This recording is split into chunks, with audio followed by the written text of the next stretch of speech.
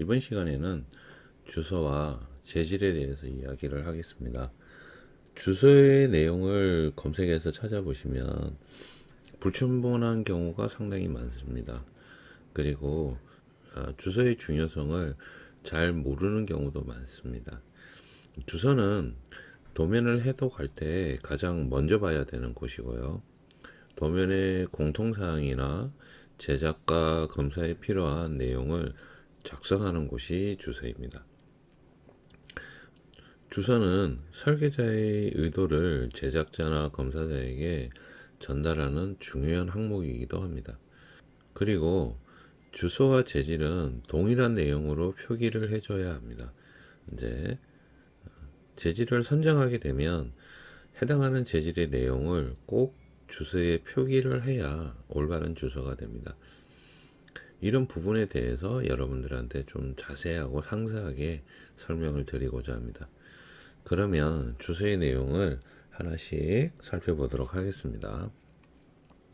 자, 주소의 의미를 보면 주소는 도면에 일반적으로 많이 기입하는 것을 나열하는 것으로 부품의 재질이나 열처리, 가공 방법 등을 고려해서 선택적으로 기입을 해야 됩니다. 따라서 이 선택적 기입이라는 것이 굉장히 중요한데요. 예를 들어서 여러분들이 동력 전달 장치를 그렸는데 주소의 내용은 리밍 지그나 드릴 지그의 내용이 들어가게 된다면 주소 전체가 틀리게 되겠죠. 그리고 재질이나 열처리 가공 방법 등을 도면에 표현해 놓고 주소에 이러한 항목을 빼버리게 된다면 주소가 또 틀리게 됩니다. 그래서 주소는 도면의 모든 내용을 말로서 혹은 기호로서 표기를 한 곳이라고 보시면 돼요.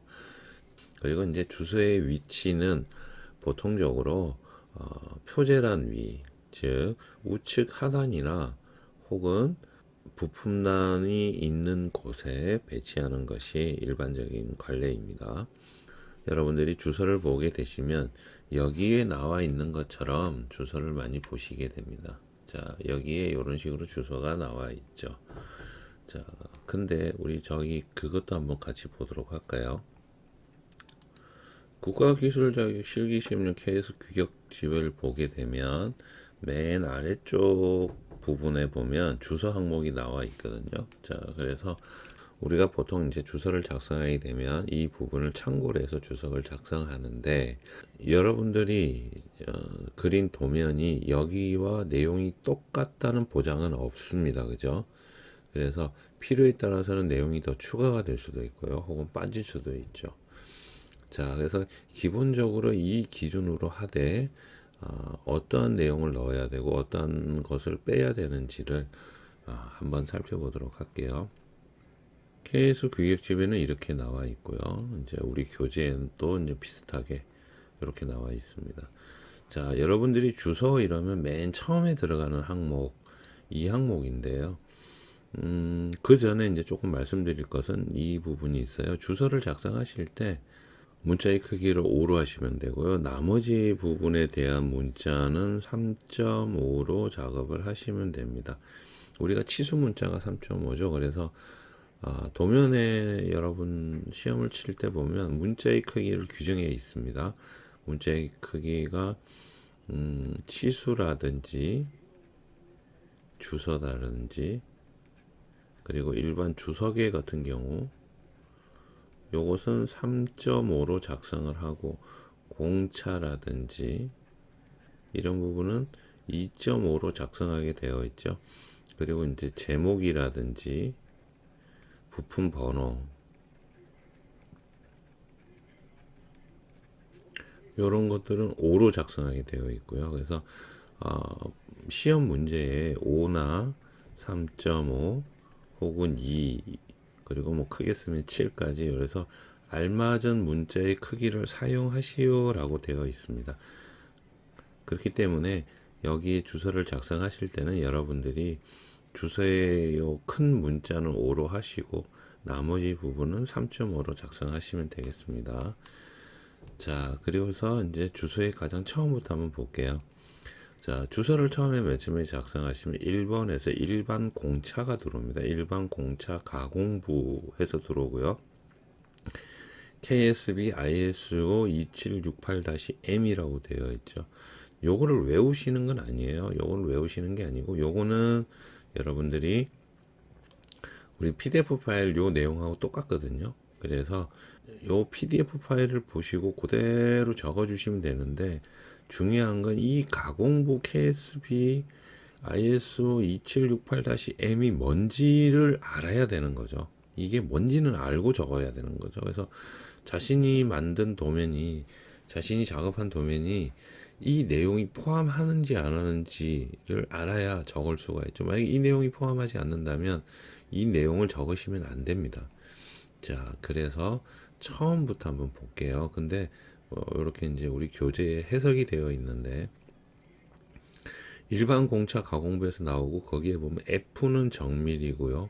M은 중간이고요. C는 거침, V는 매우 거침입니다. 그래서 가공부라고 되어 있지 않습니까? 이 가공부는 기계 절삭 가공을 얘기를 합니다. 일반적으로. 주소에 나와 있는 가공부는 가공부를 사용을 할 때 우리는 중간에 해당하는 가공부를 쓰겠다 이겁니다. 그래서 여기에 M이라고 표현하게 되는 거죠. 그러면 M은 중간 등급의 가공 방법을 사용을 하게 되는 거예요. 자, 근데 우리는 기계 가공을 전부 하죠. 도면에 기계 가공이 안 들어가는 부분이 없습니다. 그냥 단순하게 얘기해서 일반 키 가공부터 시작해서 축 가공 등 여러 부위를 가공하기 때문에 가공부는 꼭 들어가야 되는 항목이죠. 그래서 일반 공차에서 가에 해당하는 가공부는 빠질 수가 없는 항목이기 때문에 얘는 꼭 들어가야 되는 항목 중에 하나입니다. 만약에 여러분들이 이 가공부가 없는 도면을 그린다면 가공부를 넣지 않겠지만 시험에는 가공부가 빠질 수가 없습니다. 자, 그래서 이런 식으로 되어 있고요. 아래 내려가면 좀 더 자세한 내용이 나오는데요. 자, 일반 공차의 해석이 들어가 있고 일반 공차를 왜 적용하는지는 이제 여기에 나와 있습니다. 그래서 요거는 상세하게 한번 보시면 될 것 같아요. 자, 그리고 이제 일반 공차 중에 가공부에 대한 내용인데 자, 이렇게 표로 되어 있어요. 일반 공차 중에 가공부는 등급이 M일 때, 중간 등급일 때 각 치수별 공차 등급이 이렇게 다 나옵니다. 우리가 이렇게 150이라는 치수가 있으면 이 150은 150에 해당하는 여기에 해당하는 내용에 따라서 플러스 마이너스 5 안에서 치수를 맞추게 됩니다. 그래서 일반 가공부가 표현이 되기 때문에 우리는 단순하게 이렇게만 작성을 해도 문제가 안 된다는 거죠. 원칙적으로는 이렇게 작성을 해야 되는데 우리가 주소 항목에 표현을 해놨기 때문에 이렇게만 작성을 해도 실제 물건을 제작할 때는 요 환경의 기준에 맞춰서 물건이 만들어진다고 보시면 되겠어요. 우리가 주소에 가공부를 적음으로 인해서 일반 치수에 대한 별도의 공차 값을 주지 않아도 됩니다. 그래서 이 내용을 다 포함하고 있는 거예요. 가공부가. 아시겠죠? 자, 그 다음에 볼 게 여기 나오는 주광부와 주조부입니다. 자, 여기 나오는 주광 주조부는요, 여러분들이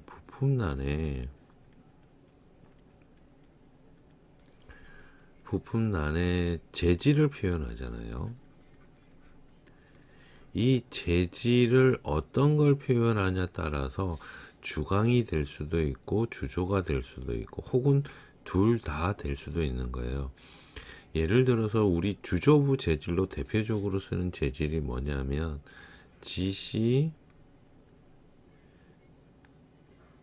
대표적으로 쓰는 재질이 GC250 혹은 GC200을 가장 대표적으로 많이 씁니다. 그래서 여러분 부품란의 재질을 여기에 있는 내용을 사용을 했다면 꼭 주조부가 들어가야 됩니다. 그리고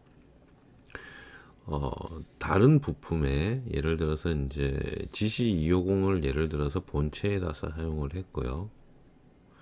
혹은 본체 말고 다른 부품에 뭐 서포터라든지 그 조어라든지 이런 부품에 대해서 주강을 쓰게 되면 주강부가 표현이 돼야 된다는 거죠, 주세에.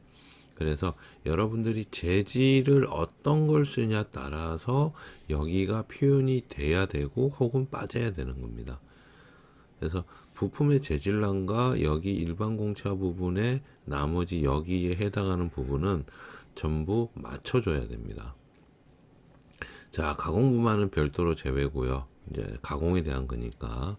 그리고 나머지 이렇게 여러 가지가 있는데 사실 우리 시험에 쓰는 경우는 나다를 가장 많이 쓰죠. 어떤 경우에는 이제 주광부가 빠지는 경우도 있고 그리고 때에 따라서는 주조부가 빠지는 경우도 있다는 거죠. 자, 그러면 이제 여러분들 궁금증 생기죠. 어떤 부품일 때 주광부를 써야 돼요? 라고 얘기를 하실 텐데 그거는 요 설명을 다 끝내고 나서 재질에 대한 부분은 별도로 다시 설명을 드릴게요. 왜 그러냐면 재질도 양이 많아서 한꺼번에 설명하기가 어렵거든요. 자, 그래서 이제 주광이 들어갈 때는 주광부 써야 되고요. 주조 들어갈 때는 주조부 써야 된다. 요것만 조금 기억하시면 될 것 같아요. 자, 그 다음에 2번 볼게요. 도시되고 지시염료 못되기는 2일 곱하기 45, 필렛 라운드는 3이래 됩니다. 자, 여기는 도시는 말 그대로 그림이죠. 도면에 그림이 그려져 있고요. 그리고 지시가 없어요. 지시를 별도로 안 했다는 얘기예요. 그런 경우에는 통상적으로 1에 45도인 못따기를 쓴다는 얘기죠. 그 말은 이렇게 도면이 그려져 있으면 우리가 보통 못따기 기호를 넣어서 여기 못따기를 이렇게 C1이라고 이렇게 표현을 하지 않습니까? 근데 이게 없어요.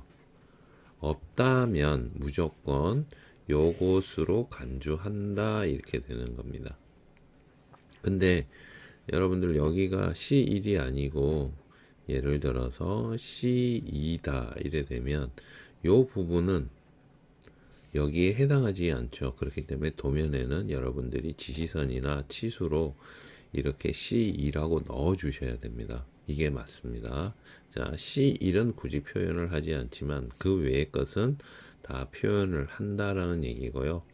그 다음에 필렛이나 라운드는 R3이다 라고 되어 있는데 자, 모서리가 이렇게 R이 져 있다면 여기 이 부분에 대해서 R 값은 우리가 일반적으로 R3으로 표기를 하지 않아도 주소에 나와 있기 때문에 표기가 없는 곳은 R3으로 한다 이 얘기입니다. 근데 여기도 이제 똑같이 R3이 아니고 예를 들어서 R5다 혹은 R6이다 이렇게 되면 당연히 표기를 해줘야 된다는 얘기죠. 여기서는 못따기인 1과 라운드인 R3은 굳이 도면에다가 표시를 안 하셔도 된다는 그런 내용입니다. 자, 그래서 2번이 이렇게 해석을 할 수 있고요. 자, 그 다음에 3번입니다. 일반 못대기는 0.2에서 필렛은 필렛은 R0.2로 한다 이 얘기인데 이게 뭐냐면 이제 버라고 혹시 들어보셨나요?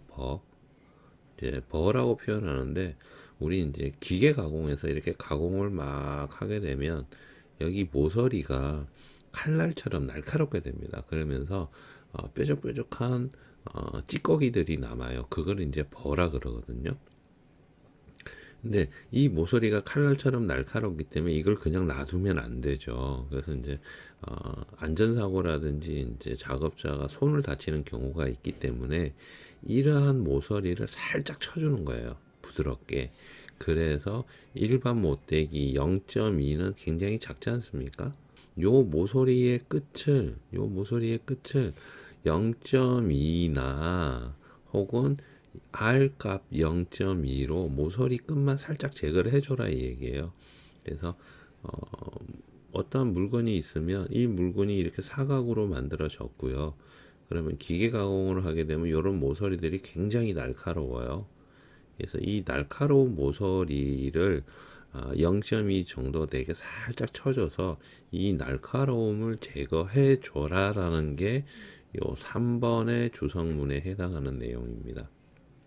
가장 기본적으로 2번, 3번은 무조건 들어가는 항목입니다. 무조건 들어가는 항목. 그래서 요거는 빼시면 안 돼요. 못대기를 그림을 보면서 이렇게 설명을 하게 되면 이렇게 되는 거예요. 자, 도시되고 지시 없는 곳은 못대기를 2대 45도 필름 및 라운드를 R3으로 한다 이렇게 되어 있잖아요. 이제 요 내용을 이런 식으로 도시는 그림은 그려져 있는데 이 지시를 일일이 다 하게 되면 이렇게 굉장히 도면이 복잡해지죠. 그래서 주소에 있는 항목으로 대체를 하는 겁니다. 굳이 안 해도 된다 이거예요. 자, 이거랑 같은 내용을 좀 내려보면 라운드 값도 이렇습니다. 라운드 값도 여기 이제 R3으로 전부 되어 있는데 이런 식으로 기본적으로 R3을 줬을 때 이걸 일일이 표현을 안 해도 된다는 얘기죠. 자, 그리고 1번 못대기를 보면 이렇게 되어 있어요. 1번 못대기도 여기는 아까 얘기했지만 뾰족하게 되어 있단 말이에요. 그래서 이 모서리가 굉장히 날카롭기 때문에 이 모서리를 다듬질해서 안전하게 만들어 줘라 이런 내용입니다. 다음 걸 보게 되면 자 4번입니다. 4번부터는 어떤 부분이냐면 도장에 관한 내용입니다. 도장이라는 거는 페인트 칠이죠. 쉽게 얘기하면 페인트가 되는데요. 기계 부품은 기본적으로 이제 녹이 발생을 하죠. 공기 중에 접촉을 하면. 그래서 제품이 손상이 되기 때문에 그에 대한 표면 처리를 얘기를 하는 거예요.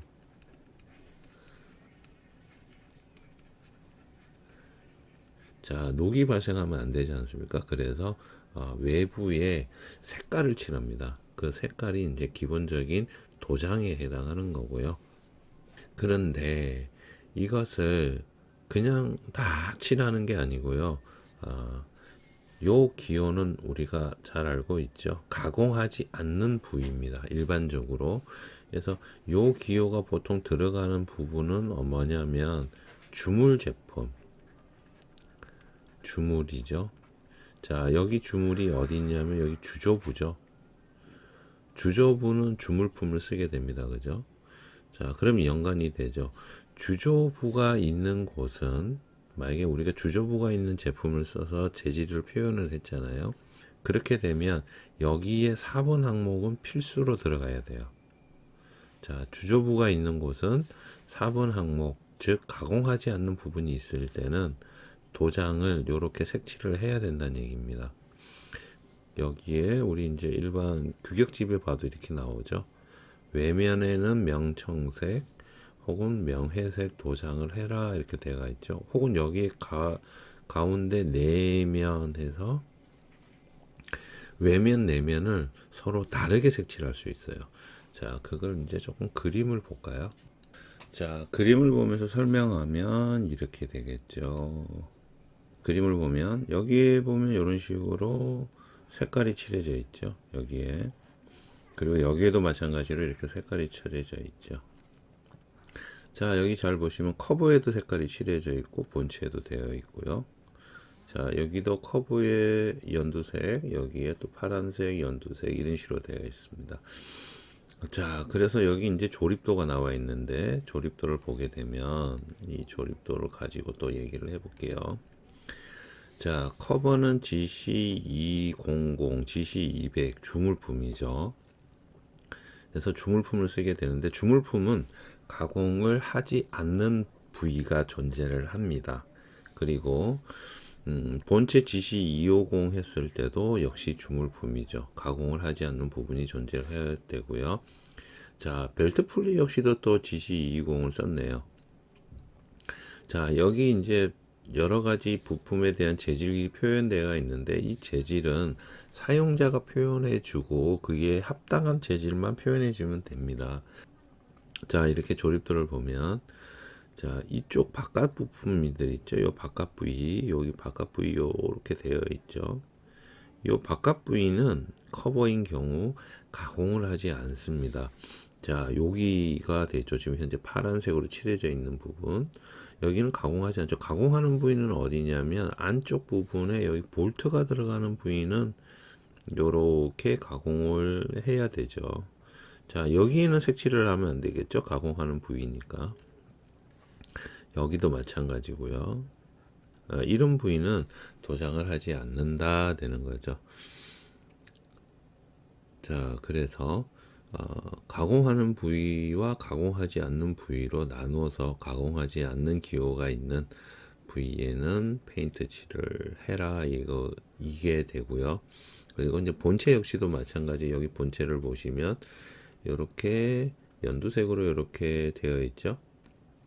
그래서 명녹색인데요. 명청색과 명녹색으로 되어 있는데 여기에 역시도 여기 이런 이런 테두리는 별도의 가공이 들어가지가 않습니다. 그냥 주물 제품 그대로를 사용을 하기 때문에 이런 테두리에 대해서는 도장을 해야 된다는 거죠. 자, 이런 식으로 되어 있고 또 한 가지는 이제 여러분들이 우리 또 한 가지는 이렇게 규격집을 보면 자, 외면은 명록색으로 되어 있고 내면은 광명단 이렇게 되어 있는 경우도 있단 말이죠. 그러면 내면은 말 그대로 안쪽이잖아요. 외면은 바깥쪽이고 자, 이런 상태에서 안쪽에 가공을 하지 않는 경우에는 광면단으로 해서 이렇게 구분해서 외면과 내면을 구분해서 색깔을 지정할 수도 있습니다. 자, 그럼 조립품으로 다시 와서 내면을 보게 되면 안쪽 면은 여기가 되죠. 여기가 이렇게 안쪽 면이 되겠다. 그죠?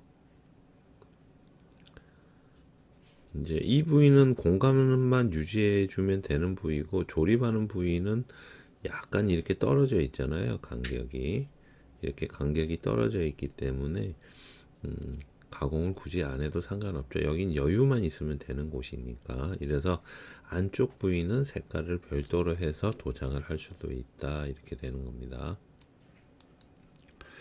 자, 그리고 우리가 이제 4번까지는 보통 이제 대다수 많이 쓰는 내용이 이제 4번까지 들어가고요. 그 다음에 이제 5번, 6번에 따라서 내용이 조금 바뀌기도 하고 이 내용이 안 들어가기도 하는데요. 파크라이징이라는 것은 우리가 필요에 따라서 가공한 부위도 어떠한 표면 처리를 해야 되는 경우가 있습니다. 혹은 조립을 해야 되는데 조립해야 되는 부위가 예를 들어서 도장을 해버리면 그 우리가 공차가 마이크로미터 공차까지도 쓰는 경우가 많잖아요.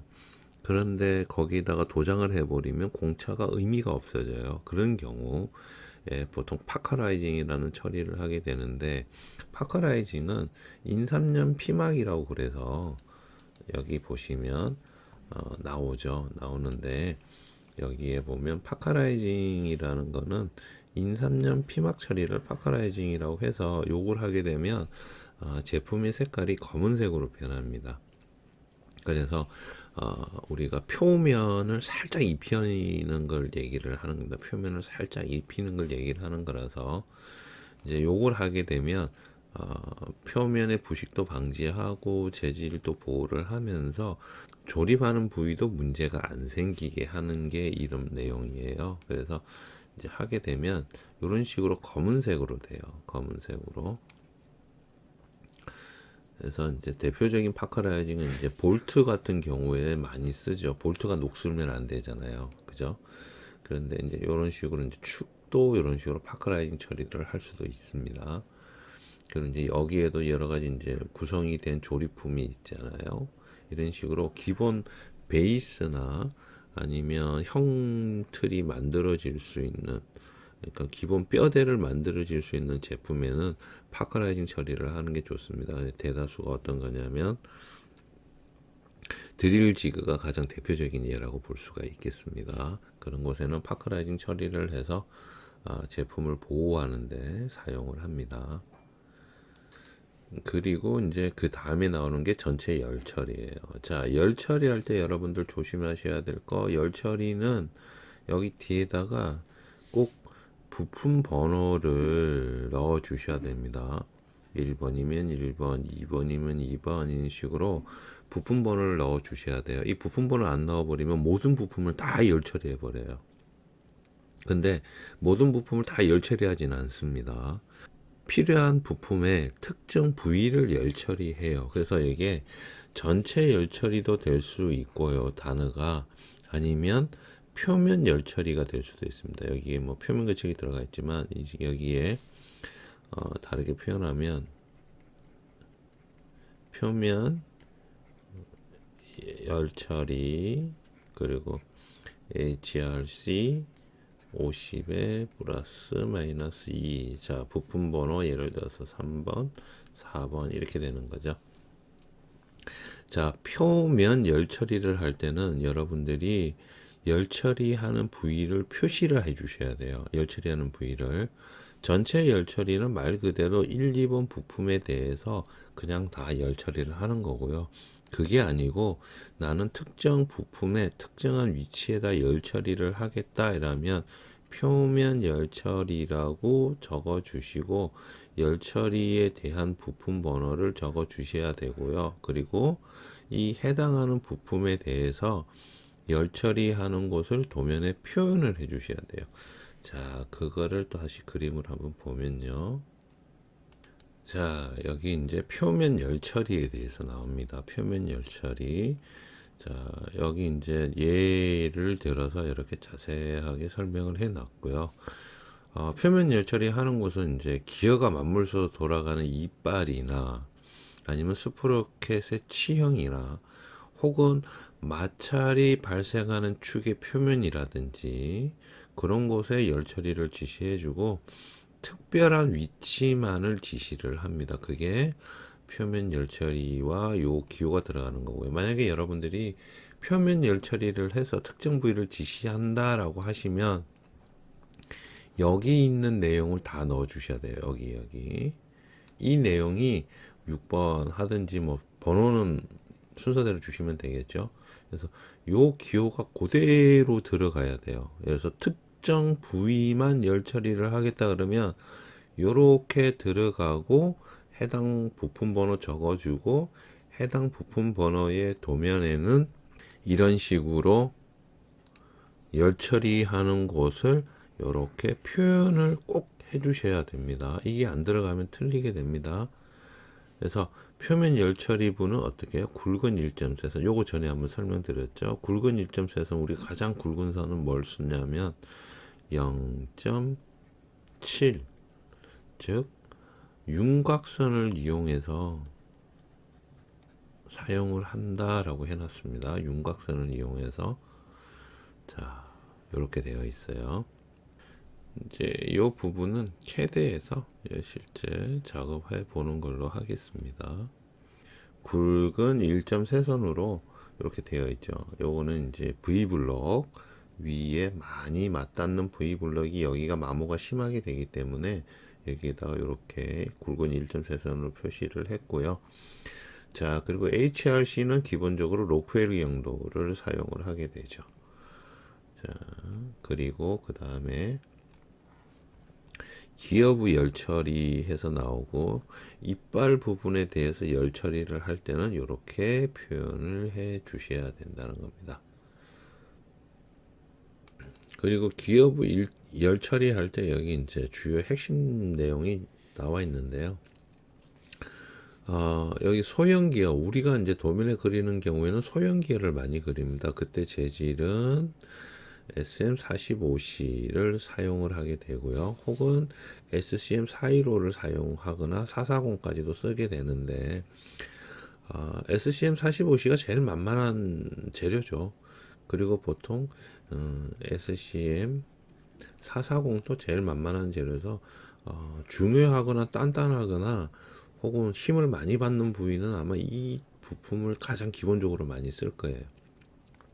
조금 덜 쓴다 그러면은 뭐 35C까지도 쓸 수가 있겠죠. 열 처리하는 것까지 감안을 한다면. 그래서 열 처리 경도를 표시할 때 이빨이 작은 부분, 치열이 이제 이빨이 작은 부분에 해당할 경우에는 너무 이렇게 높이 주면 열 처리 값을 너무 높이 주면 이빨이 단단해져서 연성이 낮아지죠. 연성이 낮아지고 이제 경도가 올라가기 때문에 오히려 부러질 염려가 있어요. 그래서 열 처리 부위에 특히 이빨 같은 경우는 보통 한 이 정도로 주는 것도 나쁘지는 않아요. 그래서 우리 보통 표현할 때 HRC 50 정도 플러스 마이너스 0.2 50에서 조금 내려가면 40, 요 사이에서 가장 많이 쓰는 것 같아요. 열 처리 경도를. 그래서 요 안에서 여러분들이 적어 주시면 될 것 같아요. 그리고 또 한 가지는 여기 이제 내려보면 요 이제 전체 열 처리죠. 전체 열 처리.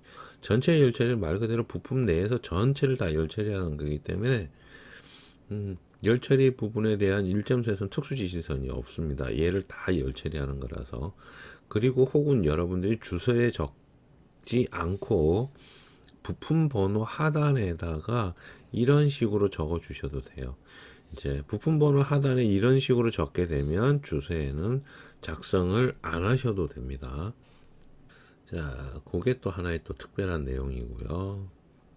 자, 그래서 열 처리까지 표기를 다 했다면 그 다음에 마지막으로 남아 있는 거는 표면 거칠기에 대한 걸 여러분들이 이렇게 작성을 해 주시면 되는데, 표면 거칠기는 이제 Z는 빼셔도 상관없어요. 왜 그러냐면 Z 가공을 우리가 도면에다 표현을 안 할 거기 때문에 Z 가공은 빼주셔도 무방합니다. 그런데 나머지는 대다수 표면에 나머지 부분들은 우리가 도면에 다 표현을 하기 때문에 가공하지 않음부터 Y까지는 이렇게 다 작성해 주셔야 되고요. 뒤에 있는 요 기호도 역시 써 주셔야 되는데 요렇게만 하셔도 상관은 없기는 한데 조금 욕심을 내서 말씀을 드리면 이제 요렇게까지 해주시면 더 좋아요. 이제 도면을 벗어 이제 여기에서 좀 욕심내서 말씀을 드리면 요거까지 좀 해주시면 더 좋겠죠. 근데 뭐 귀찮다 정말 시간 없다 도면 하다 보니까 시간을 많이 소비해서 이거라도 좀 줄여야 되겠다 그러면 뭐 정 안 되면 이걸 빼도 상관은 없습니다. RY, RZ 값 RY, RZ는 이제 10점 거칠기랑 최대 높이 거칠기를 이제 여기에 비교해서 표현한 값인데 뭐 빼셔도 상관은 없는데 조금 욕심 낸다면 이것까지 넣어주시면 더 좋겠죠. 자, 그리고 여기에 보면 이렇게 하면 이제 주소는 다 끝났습니다. 이렇게 하면 주소는 다 끝났고요. 자, 이제 주소의 전체적인 내용을 가지고 몇 가지 예를 들면서 여러분한테 소개를 조금 드릴게요. 이제 우리가 방금 배웠던 거 가지고서 가공부는 일단 가공을 하니까 기본 가공 다 들어가잖아요. 그래서 플러스 마이너스 공차 들어가고 다 하기 때문에 가공부는 들어가야 되고요. 여기 주조부 되어 있잖아요. 자, 주조부는 주조품을 쓴 거죠. 주조부 여기 GC 200 썼네요. 자, 그렇기 때문에 주조부가 있기 때문에 주조물이 있기 때문에 주조부 당연히 들어가고요. 그리고 고정축에 SCM440이라든지 SM45C를 썼네요. 자, 요거 같은 경우는 주강에는 해당하지 않습니다. 그래서 주강부는 쓰지 않았습니다. 가면 주강이 어떤 건지 한번 볼까요? 주강 한번 확인하고 갈게요. 자, KS 규격집 보시고 규격집에 맨 아래, 자, 규격집 맨 아래 내려가시면 기계 재료 나옵니다. 기계 재료 예시해가지고 이렇게 잘 나와 있는데, 자, 방금 설명한 것 중에서 우리가 가장 많이 쓰는 부분이 회주철품이에요. 자, 일반 주물품들, 본체라든지 이런 거, 동력 전달 장치, 커버, 뭐 때에 따라서는 벨트 풀리, 뭐 기어도 간혹 쓸 때도 있고요. 근데 이제 이런 것들은 기어 쓰실 때는 굉장히 조심하셔야 돼요. 회주품에 기어는 기본적으로 이빨이 힘을 많이 받는 곳이기 때문에 회주철품은 기어를 안 쓰시는 게 좋아요. 자, 그래서 회주철품은 우리가 보통 본체라든지 동력 전달 장치 본체입니다. 일반 본체는 아닙니다. 그 지그에는 회주철품 쓰시면 안 됩니다. 지그에는 회주철품이 들어가면 절대로 안 됩니다. 자, 그리고 여기 보면 보통 가장 많이 쓰는 게 GC200, GC250이에요. 그 다음에 탄소 주강품이라고 있죠. 주강품. 자, 여기 있는 재질을 쓰게 되면 주강에 대한 재질을 쓰고 여러분들이 주강을 표시를 해 주셔야 됩니다. 자, 근데 여기에서 보통 450, 410 요렇게 뭐 많이 쓰면은 480까지 쓰실 수가 있고요. 저 같은 경우는 이제 여러분들한테 요거 450 그냥 쓰시라고 말씀드리고 싶어요. 가장 무난하기 때문에 어떤 걸 써도 상관은 없고요. 그리고 또 많이 쓸 수 있는 게 어떤 거냐면 쭉 내려가면 기계 구조용 탄소 강제되어 있죠. 요놈 여기에서 아까 우리 봤던 SM45C, SM35C 요거 가장 많이 쓰는 부품이고요. 그리고 크롬 몰리브덴강 되어 있는 크롬 몰리브덴강 여기서 SCM415 그 다음에 SCM430 보통 여기 440도 쓰기는 해요. 440도 근데 440은 너무 높아서 요거 열 처리해 버리면 깨지는 우려가 굉장히 높기 때문에 415가 가장 무난할 것 같아요. 415 아니면 430. 자, 그 다음에 정리를 해드리면 해주철품, 그 다음에 주강품에서는 탄소강 주강품, 그리고 기계 구조용 탄소 강제, 그리고 크레눔 몰리브덴강. 요거 4개가 있으면 여러분들이 다 적용이 가능하세요. 웬만한 부품은 이걸로 다 쓰시면 됩니다. 단순 무식하게 우리 드릴 지그 있잖아요. 드릴 지그는 SM45C로 다 표현하는 경우도 많아요. 아니면 혹은 35C로 1번부터 4번까지 부품이 전부 35C나 45C로 다 들어갈 수도 있습니다. 왜냐면 그 부품에 대한 특성이 그렇게 되기 때문에 그래요. 그리고 뭐 가장 대표적으로 이제 쓰는 것들이 45C, 35C가 이건 축 같은 경우 가장 많이 쓰죠. 여기도 그렇고 얘도 축. 그래서 기계 구조용 탄소 강제하고 크로륨 몰리브덴강은 단단한 부품입니다. 단단한 재질을 갖고 있기 때문에 힘을 많이 받는 곳에 씁니다. 그래서 축이 대표적으로 쓸 수 있다라고 볼 수가 있겠어요. 자, 여러분들 이제 요거 일단 재료는 요걸 보시면 조금 어렵기는 해요. 어렵기는 한데 제가 요거 블로그에다가 각 재료별로 정리를 조금 해서 드릴게요. 그래서 제가 여러분들한테 지금 보여드리고 있는 요 교재는 올 3월 달에 새로 나온 교재입니다. 그래서 가장 최신 교재예요. 근데 가장 최신 교재인데 이 교재에 위쪽에 올라가면 뭐 끼워 맞춤 공차도 나오고요. 아마 싹 다 나오는데 자, 열 처리 대한 것도 나오고요. 뭐 도면 검토할 때 작성 방법 뭐 이렇게 쭉 나오는데 가장 최신 교재다 보니까 정말 잘 되어 있거든요. 근데 여기에 보면 각 부품별로 이제 재료 선정하는 내용이 나와 있어요. 자, 여기 보시면 동력 전달 장치의 부품명과 기계 재료 열 처리 예시대가 있는데 이제 여기 보시면 이런 게 들어 있죠. 본체, 그죠? 몸체. 자, 본체와 몸체는 어떤 걸 쓰냐면 GC250, 본체와 몸체는 GC200 혹은 GC250. 해주철품이죠. 자, 뭐 인장 강도에 따라서 좀 단단한 것도 쓸 수 있고 아니면 그보다 조금 낮은 것도 쓸 수 있고 이런데 그거는 뭐 설계자가 정하는 거라서 뭐 어느 걸 적든지 상관은 없죠. 근데 요게 중요한 거 주요 특징해서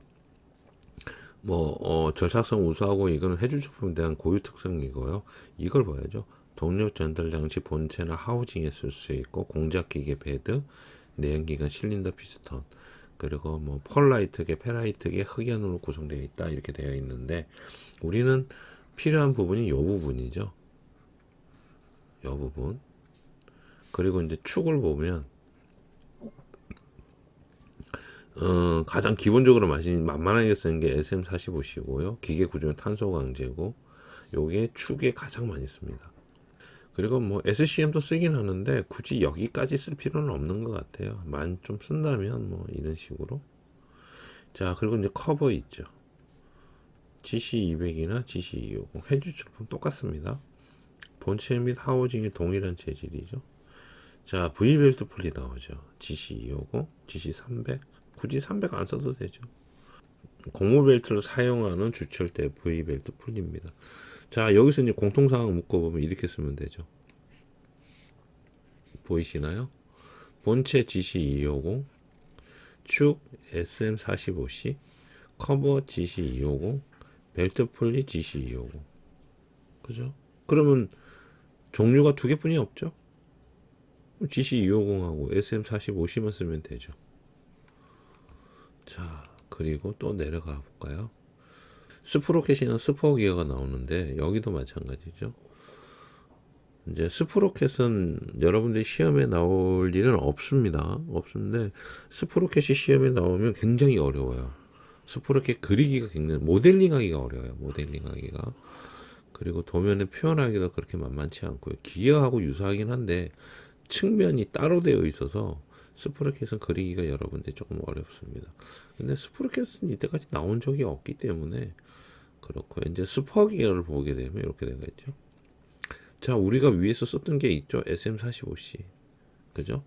기계 구조는 탄소각이고 악력각이 25고 모듈은 0.5에서 3 되겠네. 우리 그 기어 그리면 모듈 값이 보통 2죠.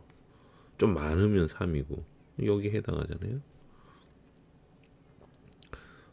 그러면 스포 기어 그린다? SM45C 하면 되죠. 재질은 레크 피니언 할 일 없고요. 웹샤프트 할 일 없고요. 레쳇 할 일 없고요. 요것도 없고 링크 할 일 있죠. 45C. 우리 그 편심 구동 장치 보면 요 쓸 일 있죠. 기계 구동 탄소형. 그럼 레크 쓰면 되고. 카라 들어오네요. 카라. 자, 얘는 써야 되고 얘도 써야 되고 여기 보면 또 뭐 요 책이 이번에 나온 거라서 상당히 잘 되어 있고요. 열 처리 관련해서도 지금 정말 잘 나와 있습니다. 그리고 뭐 이런 식으로 표를 보면서 찾아볼 수도 있고요. 끼워 맞춤도 이제 어떤 경우에 이렇게 쓰는지 이렇게 구멍하고 축하고 일목요연하게 정리가 다 되어 있습니다. 가장 최신 버전이라 뭐 정말 잘 되어 있어요. 책이. 이 책이 요겁니다. 요거. 이번에 새로 나온 책이에요. 3월 달에 나와가지고 서점에 가시면 여러분들 직접적으로 보고서 그걸 선택하셔서 구입을 하시면 될 거예요. 뭐 인터넷으로 주문하셔도 되고요. 지금 이제 요거 가지고 저도 이제 받은 지 얼마 안 됐거든요. 그래서 새로운 교재를 가지고 여러분한테 설명을 좀 드린 겁니다. 주소에 대해서. 자, 이래 했는데 실제 우리가 주소를 한번 적어보면 조금 또 내용이 다르겠죠. 자, 이런 식으로 이제 제가 이제 작업을 조금 했었어요. 그런 식으로 작업을 해가지고 되어 있습니다. 그래서 우리가 배운 거 가지고 이제 주소 작업을 조금 하는데 여기서 제가 몇 가지 이제 알려드리고 싶은 게 있어서 그렇습니다. 자, 여기 있는 거 가지고 그냥 그대로 해볼게요. %% D 하면 이렇게 도 만들어질 수 있죠.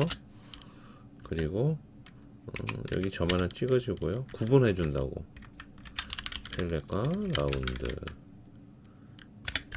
R3 이렇게 주면 되죠. 그 다음에 3번 일반 못되기는 0.2 곱하기 45도 퍼센트 D 영문자 D 이러면 45도 만들어지죠.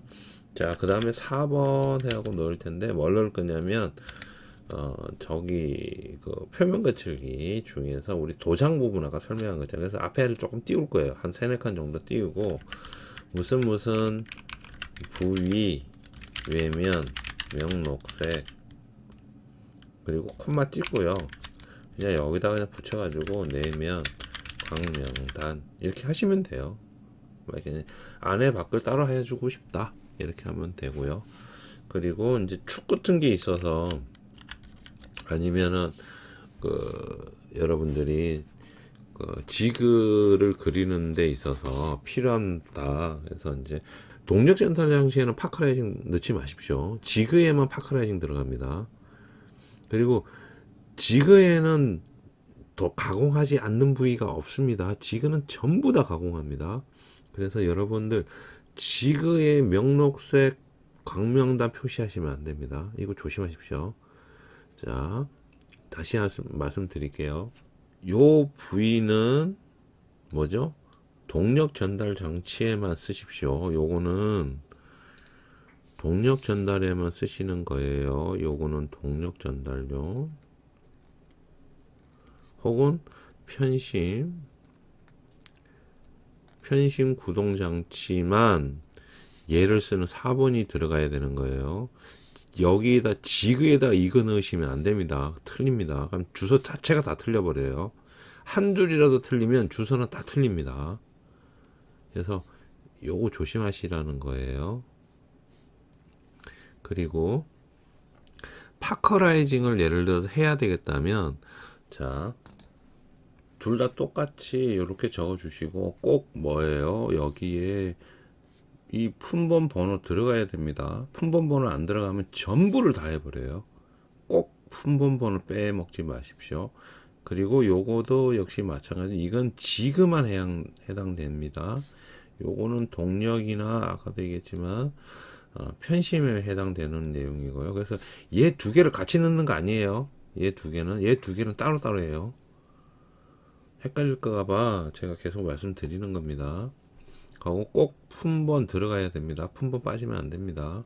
저처럼 이렇게 글자를 품번 치셔도 상관없고 그냥 부품 번호만 이렇게 적으셔도 상관없어요. 번호 그거 다 한지 상관없습니다. 예, 저는 좀 있어 보이게 하려고 품번까지 지금 작성을 한 거고요. 자, 이렇게 되고요.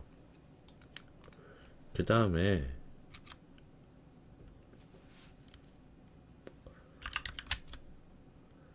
자, 전체 열 처리는 가로 열고 HRC 50% P 하면 플러스 마이너스 들어가죠. 여기서 2라고 입력해 주시고 요거 R 있잖아요. R만 찝어가지고 요것만 찝어가지고 여기서 2.5로 바꿔주세요. 그냥 이렇게 2.5로 바꿔주시면 돼요. 찝어가지고 자, 전체 열 처리하고 여기도 마찬가지 품번 들어가야 되죠.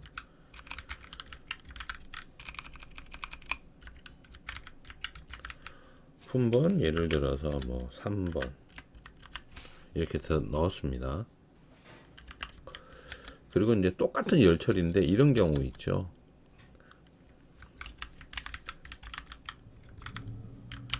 표면 열처리 특정 부위에 대한 걸 하는 겁니다.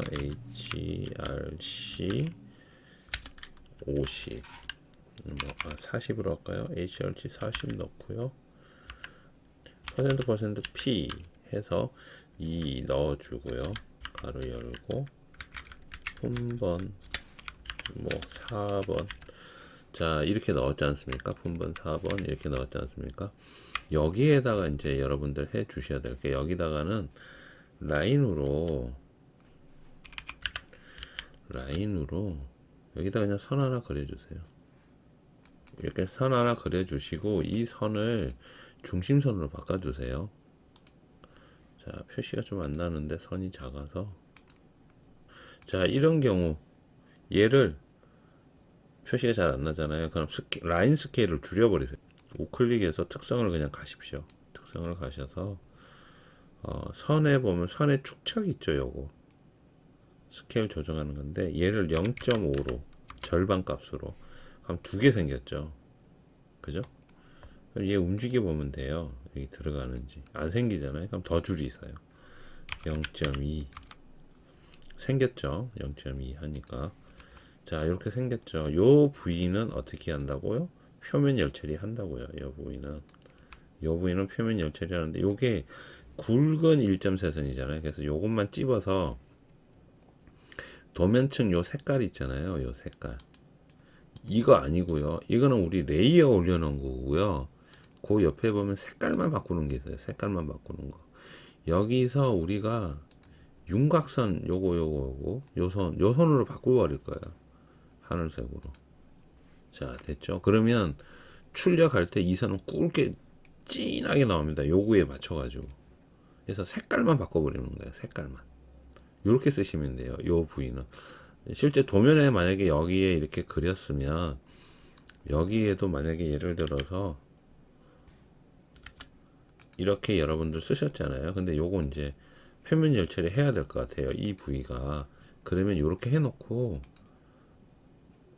중심선 바꾸고요. 여기에다가 요거 색깔만 이렇게 주세요. 그럼 여기가 진하게 나와요. 우리 도면 출력할 때 이 선은 0.7로 지정하기 때문에 지가 알아서 이렇게 진하게 나옵니다. 이제 여기까지 했으면 이거 조금 잡아서 조금 올리고요. 이거죠?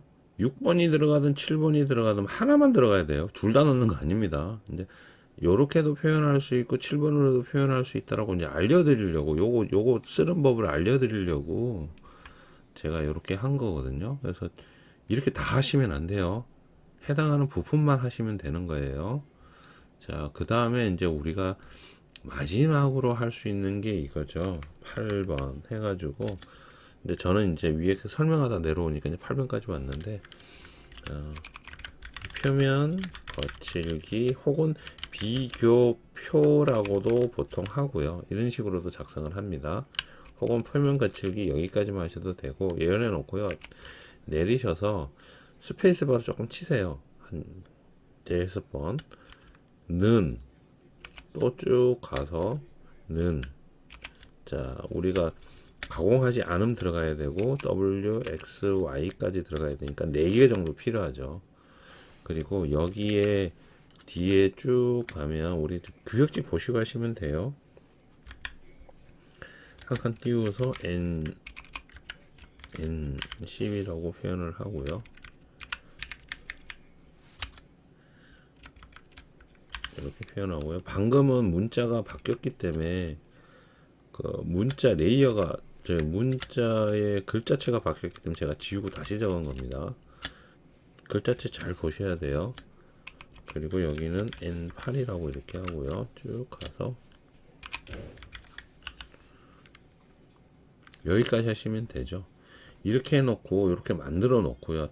기본 틀을 이렇게 만들어 놓고 우리 전에 만들어 놨던 표면 거칠기 있죠. 요거 얘들 데리고 오시면 돼요. 얘를 자 복사하셔서 얘 지정합니다. 요 끄집고 갈 거예요. 요것만 요렇게 여기 밑에다가 이렇게 가지고 와서요.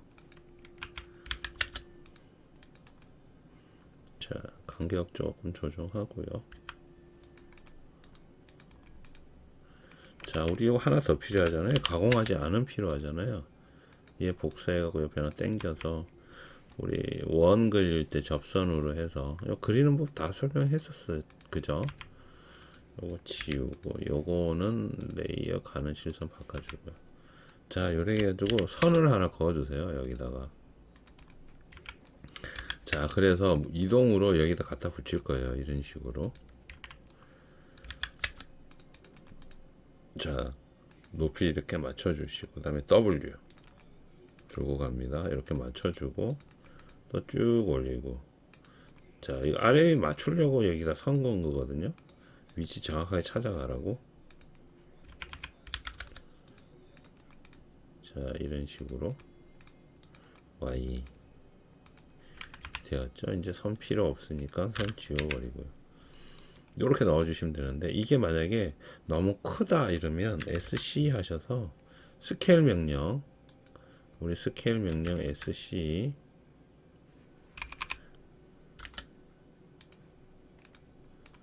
이거 조금만 줄여주시면 돼요. 0.8 정도로 기본값이 1이잖아요. 그래서 20% 줄인 거예요. 그럼 여기다 이렇게 갖다 놓으시면 돼요. 아니면 0.9 하셔도 돼요. 그냥 사이즈에 맞게끔만 이렇게 만들어 주시면 돼요. 이렇게 됐죠? 그죠? 그러면 옆에다가 하나 또 복사해서 자 복사 이렇게 가져가고요. 여기에 이제 치수만 여기 숫자 들어가야 되잖아요. 12.5 그리고 여기는 3.2 자 여기는 0.8 이런 식으로 맞춰 주시기만 하면 돼요. 자 이렇게 하시면 돼요. 좀 안 맞네요. 조정할게요.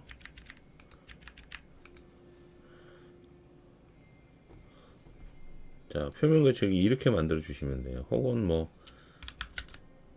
예를 들어서 보기 싫으면 여기에 끝에다 맞추고 싶으면 이런 식으로 하시고 짜집기예요. 짜집기.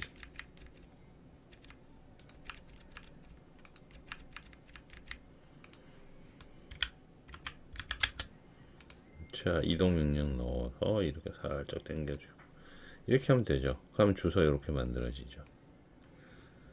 자 그래서 여기 주소 이렇게 이쁘게 위치에다 이렇게 갖다 놓으면 되잖아요. 그러면 이 주소 끝났죠. 이렇게 그냥 한 번만 쭉 쳐주시면 되고요.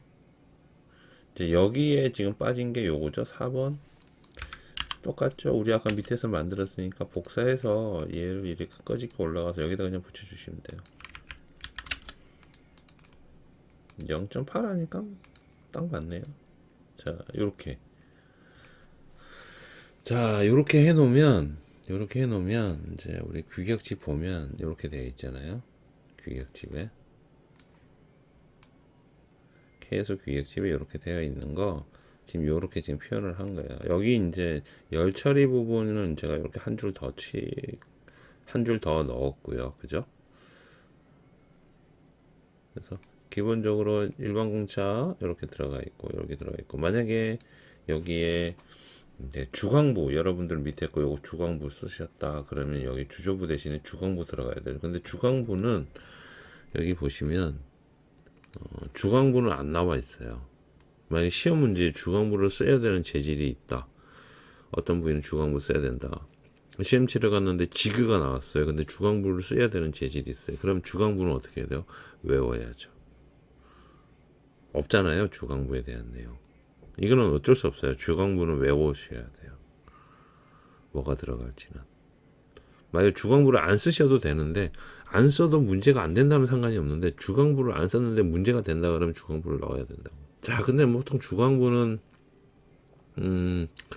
SCM 45로 일반 그 구조 강제로 대체가 가능하긴 합니다. 탄소형 구조 강제로 대체가 가능하긴 한데 가급적이면 넣어주면 더 좋겠죠. 자, 이렇게 됩니다. 자, 그래서 재질하고요. 이제 주소에 대해서 내용을 다 정리를 했습니다. 하다 보니까 조금 불충분한 것도 있는 것 같고요. 그런데 제가 블로그에다가 재질은 다시 정리를 해서 올려둘 테니까 여러분들이 한번 참고를 해서 보시고 시험 치시거나 할 때 기준을 잡아서 잘 하셨으면 좋겠네요. 자, 오늘 여기까지 하고 마치도록 하겠습니다. 수고하셨습니다.